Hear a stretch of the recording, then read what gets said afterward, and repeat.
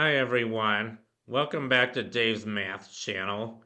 I was on vacation for a week in San Francisco. Now I'm back. I'm kind of busy doing stuff with my mom and didn't really have time to do much with my math channel, unfortunately. But now I'm back home and now I'm back to it. And today I thought I'd start a new feature. This is a feature on the Millennium Math Problems. And I actually made a video maybe 2 months ago or so where I talked about some famous unsolved math problems. And I think seven of the most famous ones, actually six, because one of them is already solved. But originally, seven of the most famous unsolved math problems were these seven problems known as the Millennium Math Problems, and there's actually $1 million prize for anybody who can solve any of them, any six. Like I said, one of them was solved by a Russian guy named Grigory Perelman. He actually turned down the $1 million prize. Don't ask me why, but he solved, I think it was the Poincaré conjecture in 2002, just 2 years after these problems were posted, and none of the other six have been solved yet.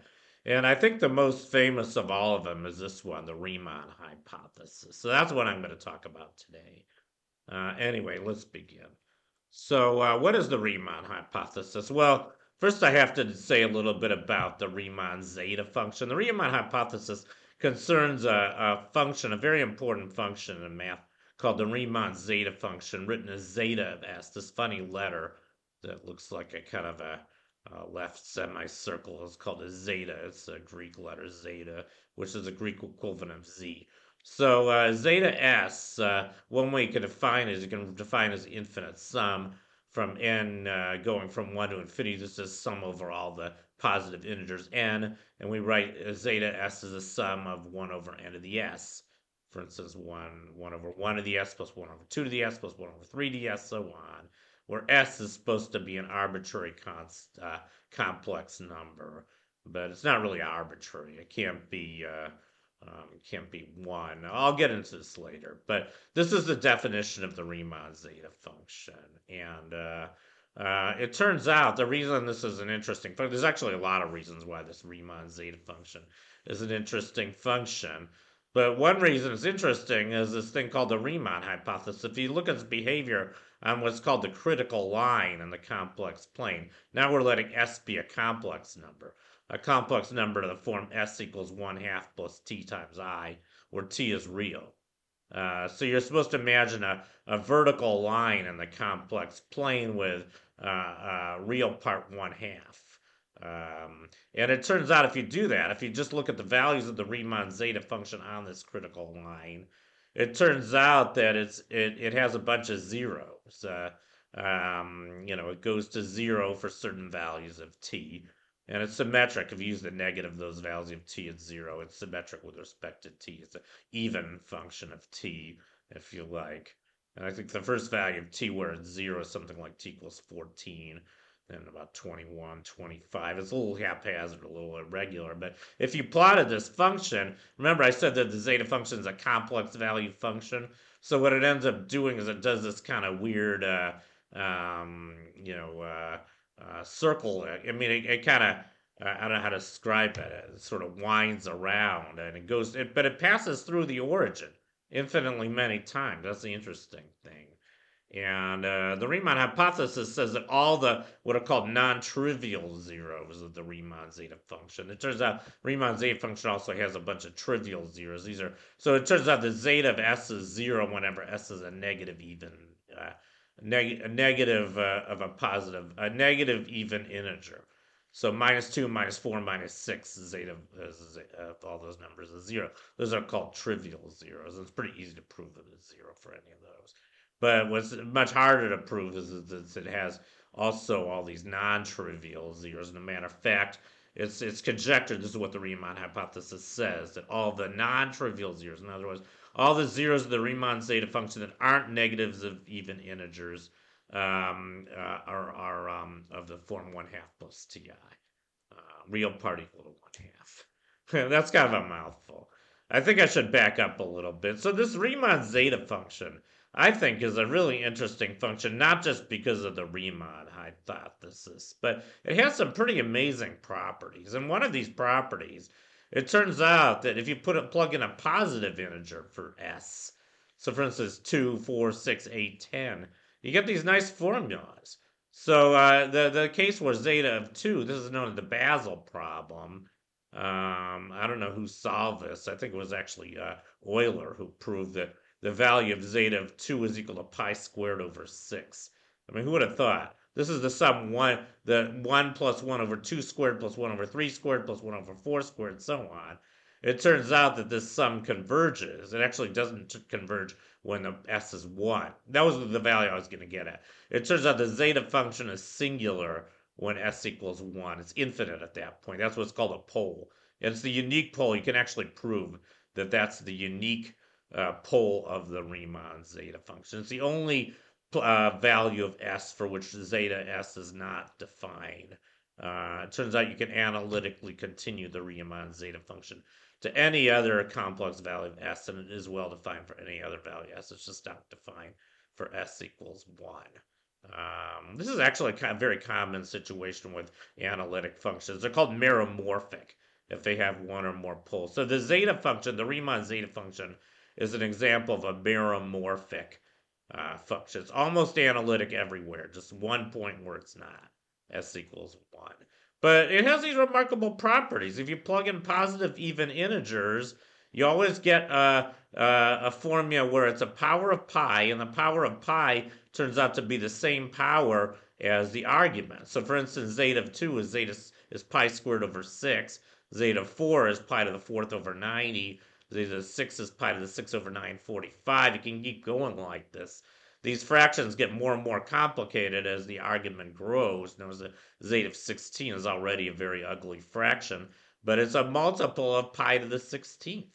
It's always a rational power. It's always a rational multiple of pi to the 2n, or pi to the n, if you like, if n is an even integer. Pretty amazing.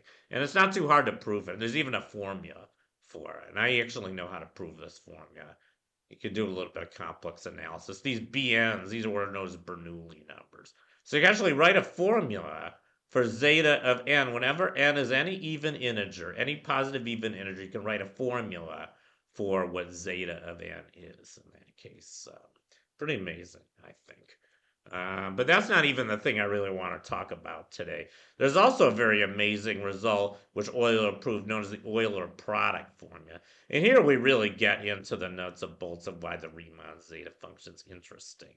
It turns out that the Riemann zeta function is a useful tool for investigating properties of the prime numbers. Who would have thought? I mean, if you just look at the formula, I mean, you have it right here. Zeta of s is a sum, n goes from 1 to infinity, 1 over n to the s. That formula doesn't seem to involve primes. But actually, Euler proved that it does. Euler was able to find a product form, an infinite product, instead of an infinite sum, that involves all the primes. Pretty amazing. And here's the formula. It's actually a very simple formula. So it's equal to the infinite product over all primes p equals 2, 3, 5, 7, 11, so on, of 1 over 1 minus p to the minus s. Pretty damn amazing, if you ask me. And actually, it's pretty easy to prove this, it turns out. I mean, just written out in full so this doesn't look so mysterious. Zeta of s, if you write out all the terms, looks like 1 plus 1 over 2 to the s, plus 1 over 3 to the s, plus 1 over 4 to the s, so on. Yeah, and this product, 1 over 1 minus p to the minus s, can write as 1 over 1 minus 2 to the minus s, times 1 minus 1 over 3 to the minus s, times 1 over 1 over 1 minus 5 to the mince s, so on. Each of the terms get closer to 1. Just like each term in the sum gets closer and closer to 0. That's why both the sum and the product converge, at least where the real part of s is greater than 1. If not, you have to do an analytic continuation. And then it's actually pretty easy to prove this. Here's an outline of the proof. So let's look at zeta of s again. And now what happens when we multiply zeta of s times 1 minus 1 over 2 to the s?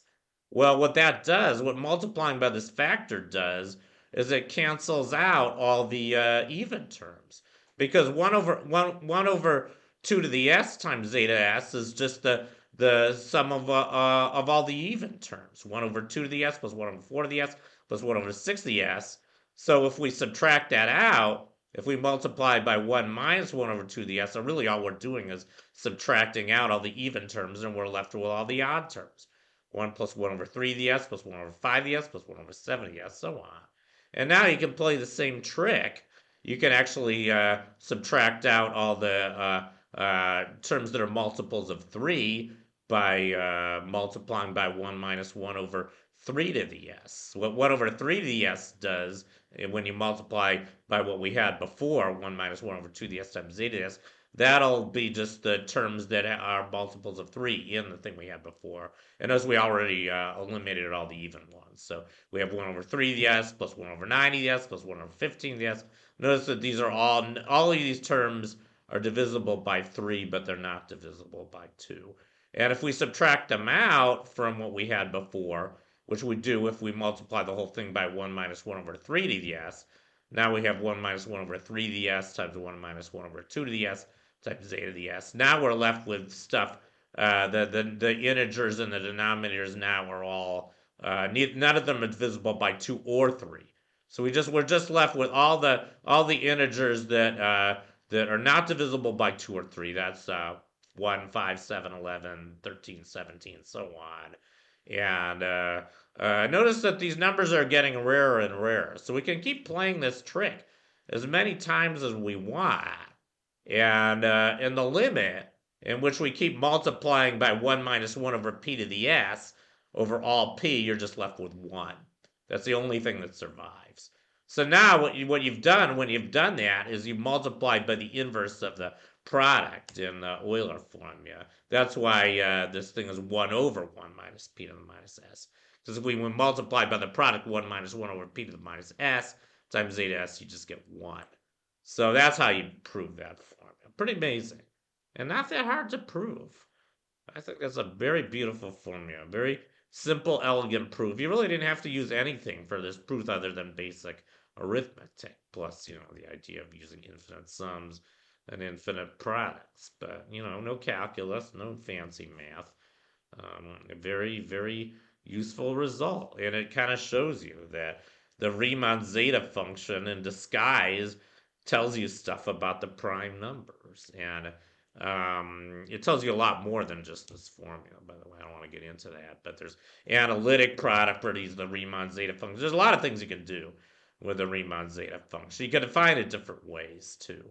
I mean, the definition I gave you, the sum, n goes from 1 to infinity, 1 over n to s, you can write it a different way. You can write it as 1 over gamma of s, where gamma is the gamma function, another very important function in complex analysis. You can think of gamma of s as kind of a extension, analytic continuation of a factorial function. It turns out that when s is an integer, gamma of s is really just s minus 1 quantity factorial. So it's kind of a generalization of a factorial function, but the argument shifted by 1. Just turns out it's more useful if you define it that way. And you can define the gamma function in terms of this integral. It turns out to be the integral, definite integral x going from 0 to infinity of x to the s times e to the minus x dx. You can check for yourself that this gives you the factorials when s is an integer. I'm not going to do that here, but it's not too hard to prove this. So, and here's a useful fact. If you look at the bottom of this slide, it turns out that if you look at the limit, even though, remember I was telling you that s equals 1 is a pole of the Riemann zeta function. It's the only pole. But you can actually look at the limit as s goes to 1 of s minus 1 times zeta of s, and that turns out to equal 1. That's what's called the residue. So the Riemann zeta function has a residue of 1 at its pole s equals 1. And that turns out to be a very useful fact. And you could do some more complex analysis. I'm not an expert on this, but you can use some more complex analysis to prove that the Riemann zeta function tells you all this useful information about the prime numbers. And You can even derive the prime number theorem and all this other stuff. There's one more thing I want to say about the Riemann zeta function. It has this, I mean, you might wonder how you analytically continue it. You know, this is a very difficult area of math, even for me. I've read books on this, and it's not an easy area of math at all. But it turns out there's this very important equation in complex analysis. It's called the Riemann's functional equation. At one time, I knew how to derive this equation. It was one of the most difficult mathematical proofs I've ever seen in my life. But you can prove this formula. This is a very important formula. And you can use this formula to analytically continue the Riemann zeta function to any complex value of s, except for s equals 1, where it has a pole. Because we know how to compute gamma of s for all s. That's pretty easy. Just using the definition of the gamma function I just showed you. There's no problems there. Gamma is what turns out to be, I think, an entire function. It has no poles at all. So you can calculate gamma of s for any value of s you want, and you can use this formula here to calculate zeta of s, because now you have a formula for zeta of s in terms of gamma of s and the sign. Pretty amazing formula. And that'll allow you to calculate zeta of s for any value of s you want. Pretty amazing. And I might, I think they say pictures are worth 1,000 words. So here's some pictures of what the Riemann zeta function looks like. And it's a little bit hard to picture analytic functions because they're complex valued functions over the complex plane. The way people sometimes do this is they show pictures of the real and imaginary components or of the modulus. So the top two pictures, the top left and the top middle pictures, the top left picture is a picture of the real part of zeta of s. It gets big when you go to the left. It turns out zeta of s, remember, when the argument gets big, s, I mean, if you just look at the formula for zeta of s, sum of 1 over n of the s, well, if s is a really big number, then all these terms that got the first are going to be very, very small. So it's approximately equal to 1 whenever s has a real component that's large. The zeta of s is very close to 1. That's why these pictures I showed on the left, they flatten out. If you go pretty far to the right in the complex plane, if you're looking at numbers with a large positive real component of s, then zeta of s is very close to 1. So that's why when you go pretty far to the right, it just looks flat. It looks like the plane z equals 1, basically, or zeta equals 1. And that's true for both the real and the imaginary component. But when you get small, when the argument of zeta of s gets small, that's when things get more interesting. Then, the thing gets big. It's kind of wavy. I mean, in the complex plane, things get weird when you allow imaginary components. Turns out, it has this kind of wavy behavior, kind of like sine or cosine, where the real and imaginary components oscillate. But they oscillate between big values. The amplitude gets bigger and bigger the smaller the real component of s is. And you can kind of see that in these pictures. And, if you look at the absolute value, the norm, that's what people like to call it, or the absolute value, I guess, then the norm gets very close to 1 when the real component's large and positive. But when it's negative, then the norm blows up. That's kind of what I was saying. The absolute value of the Riemann zeta function gets really, really big when the real component's small. And the pictures on the bottom are just kind of 2D pictures of that, where they kind of color code the real and imaginary components. I kind of like the pictures on top better. But anyway, that's kind of a visualization of what the Riemann zeta function looks like. But now I'm going to go into really what the heart of the Riemann hypothesis is saying. So remember that first picture I showed you? I mean, I have another picture of it here, actually. This is a really nice picture, but I think I'm going to start with this one. So here's what happens. Now we're on the critical line. 1/2 plus it. We're letting s equal 1/2 plus it, where now t is a real variable. So t goes from minus infinity to infinity. And like I said, it's symmetric about the t equals 0. So the red one, I think, is the real component. and the blue one's the imaginary component. It turns out that the real component is even. So you notice the real component, the red graph here, is symmetric about t equals 0. That's just another way of saying it's an even function. And the imaginary part turns out is odd. Um, it's symmetric about the origin. In other words, if you rotate 180 degrees, it looks the same. So anyway, but the more interesting thing about this picture is that these are both the real and imaginary components, and you can kind of see that they both oscillate. But what's really remarkable about this is that there's points in the complex plane where they're both simultaneously equal to 0. That didn't have to be the case, but you can kind of see this. I mean, if you look on the right, if you look at the right half of this graph, you can see around t equals 14. That's where you get your first 0. And this is what I was talking about before, the first non-trivial 0 of the Riemann zeta function. It turns out, so 1/2 plus about 14i is the smallest non-trivial 0 of the Riemann zeta function. Both the real and imaginary components are equal to 0.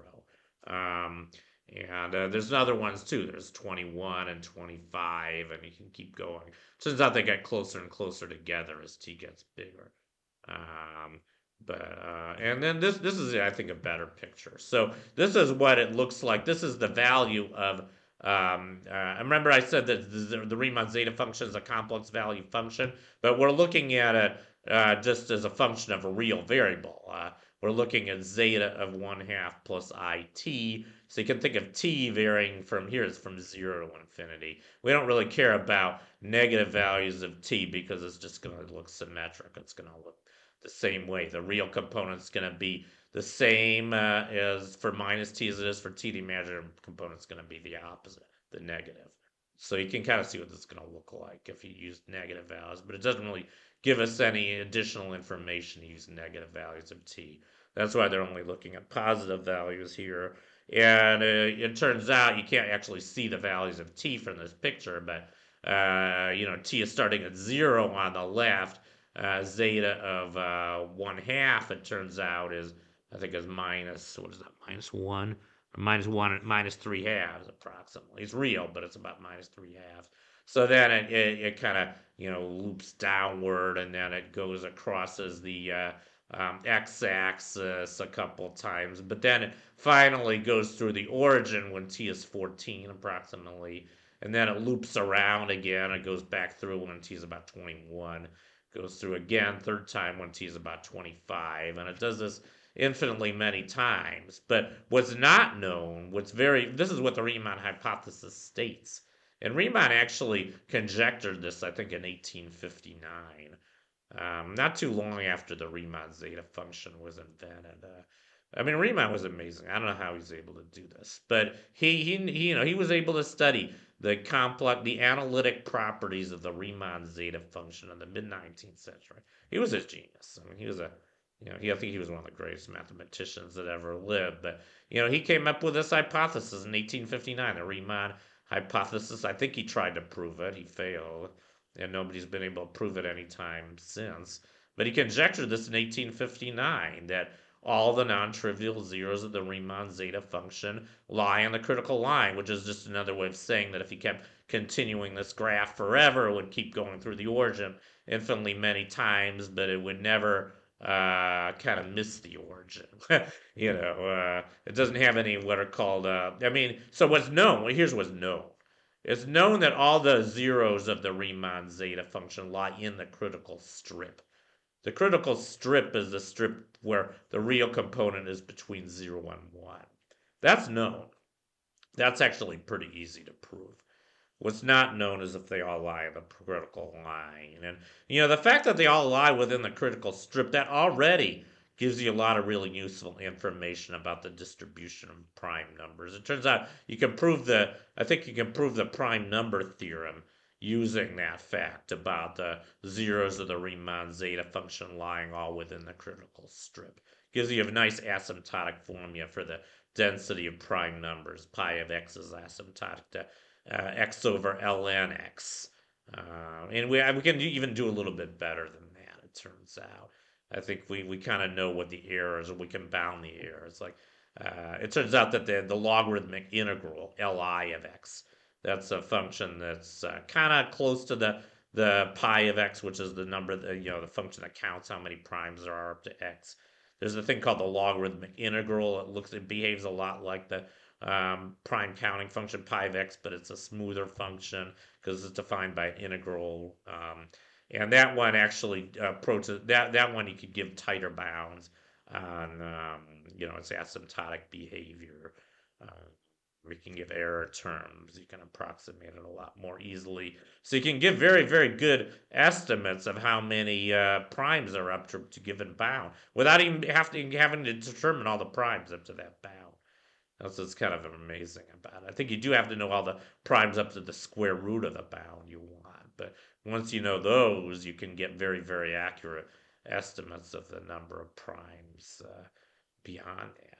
And the Riemann hypothesis helps you do it. And if we were ever able to prove the Riemann hypothesis, that would give us an even tighter bound.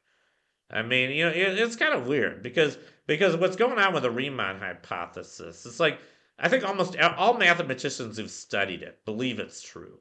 I think there are very, very few mathematicians who believe that the Riemann hypothesis is false. I don't. The Millennium Prize problem for this. There's no prize if you prove it's false. I guess the people who are offering the Millennium Prize problem, they're so confident it's true that they're not even offering a prize to anybody who proves it's false because nobody believes it is. That's just kind of how it is. But there's all these results in math that depend on the truth of the Riemann hypothesis. That's why I think it would be really, really heartbreaking for a lot of mathematicians if it turned out to be false. Because then all these results that we believe are true, all these other results in math that we believe are true that depend on the truth of the Riemann hypothesis now may not be true anymore. It doesn't mean they aren't. It just means that the proof involving the Riemann hypothesis fails for those cases. So I think most mathematicians want it to be true. And it looks like it is. And just to give you, I'm going to finish by giving you some historical background on this. So nobody's proven that the Riemann hypothesis is true, but what we have proven is that the first I don't know how many zeros. Up to some, about I just showed you the first three, 14, 21, and 25. Those all, we do know, lie on the critical line. And I guess Riemann himself showed that the first three lie on the critical line in around 1859. And then this number has been going up ever since. This is just the history of how many of the first zeros are known to be on the critical line.